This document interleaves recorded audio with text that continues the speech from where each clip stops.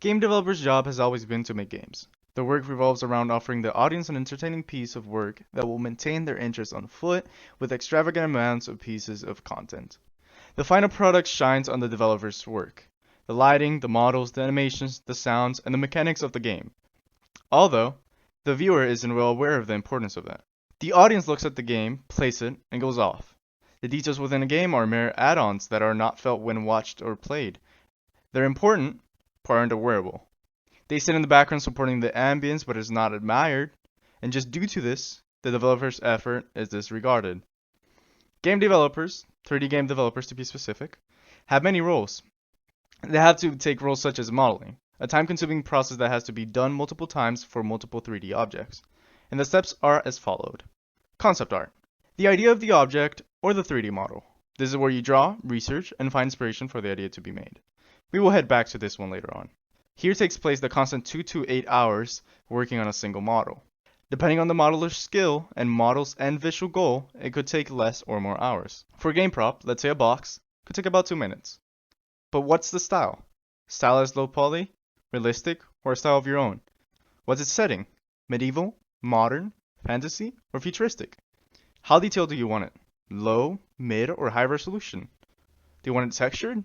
Then you need to consider the style, the setting, and the resolution goal for this object. Depending on the texturing method, approximately 3 to 4 hours total can be spent on a simple crate, just thanks to these factors.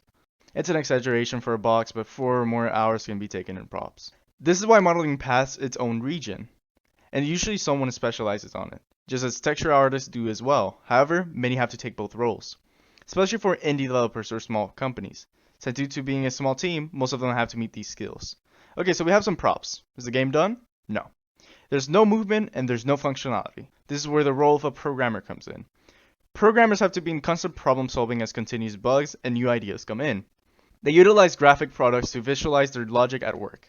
Their main focus is for the game to be mechanically enjoyable and consistent with as little to no flaws as possible. Coding takes up to the entirety of the project, and it can be unmeasured. These programmers take up to 4 to 8 hours to complete tasks depending on various factors, such as its difficulty, the goal of the task, and if there's bugs. Other times, programmers have to redo their logic, meaning erasing what they have made, and starting over with a better system. Although not necessary, coders have to take the roles of graphic designers. They will be required to do graphical user interfaces, GUIs. Google Encyclopedia explains GUIs as a visual way of interacting with a computer using items such as windows, icons, menus, and used by most modern operating systems. These are key graphical items that allow the user to interact with the game, improving the overall experience. GUIs are used to give out information, pop interactive menus, or improve the aesthetic of the game. The programmers can get these icons, buttons, and other graphical components from graphic designers. But as we've previously mentioned, some might have to sit in both worlds in order to move forward. As for graphic designers, they don't do these buttons, screen images, or icons only.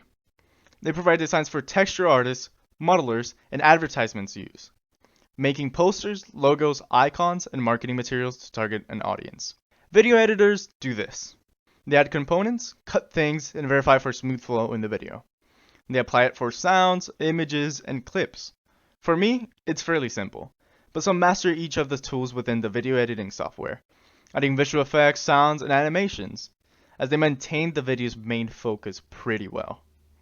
Also, I'm currently reading a script, and let me tell you, reading it is as tedious as writing it. I hate it, but I love it at the same time. Not gonna lie. Okay, let's head back. Remember concept art? Although it is not required to be done as often, it is the startup of any game or object. It gives the idea and concept planning for the story, style, and functionality which the game should reach. With this, all members of the group, or the indie developer, can have a common goal to work towards, maintaining everyone at a constant, steady pace. One of the most important roles for a game developer is a leader. Though within a group, there might be one such called a leader, everyone becomes one regardless. The team requires focus on communication, collaboration, and effort provided by everyone. Though one person may manage the team, everyone has an important role as a leader in their separate regions. Advertisement, networking, organization, financial, etc. Everyone is there to keep each other afloat, maintaining consistency and direction towards the goal of the project. There's a lot for a game developer. This is why games tend to take a while to get released, and even worse, sometimes they don't get recognized as much, regardless of the efforts put in and its potential for prosperity. So now that we covered some of the roles, there are topics of their own that we have not fully covered upon, which are important and recommended in game development, ranging from roles, in-game features, to external tasks. All of these jobs, in detail, have to be considered and covered in all games for recognition and gathering the targeted audience. Me as a game developer have had to learn many of these skills, and have done it solely because I have a passion for it. Because I believe that I need to have these abilities to fit in all categories needed to complete a project. This allows me to give support to anyone within my group, and allows me to fill all important jobs to achieve the end goal. And I do not mind learning more each and every day. In the past 7 years of game development, I've learned coding, modeling, animation, graphic design, leadership, and collaboration. Yet I still believe that I lack in some areas and have the opportunity to learn more. I started out from the coding languages HTML and CSS and headed down to Lua. Now I've been currently working into fully transfer into C#, which is now considered to be my main coding language.